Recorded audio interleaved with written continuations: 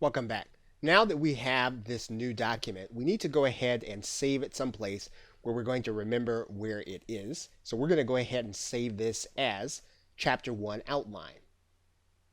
So now that we have this saved as Chapter 1 Outline, we're going to change the view in Microsoft Word, and now we're going to go to Outline Mode.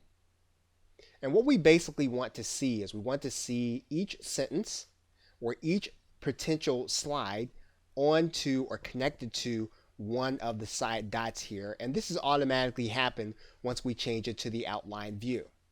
So once again, what we're going to do now is we're going to go ahead and we're going to save this document as it is. And now that we've done that, we can go ahead and close our outline, and we can then open up Microsoft PowerPoint.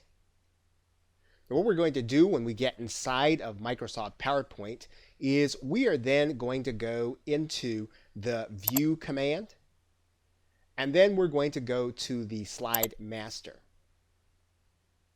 And then we're going to scroll all the way up to the top. And when we get here, what we're going to do is we're going to pull this title slide all the way down to the middle. And we can actually get rid of this piece. Once we've done that, then we are then going to go back to our View command, and then we're going to go to the normal view. And what we're going to do now is we're going to import our slides. In order to do that, we're going to go to the new slide. We're going to click the arrow, and then we're going to pick up slides from outline. We're then going to go and find our slides from our outline. And we'll see that here, and we'll just click Insert.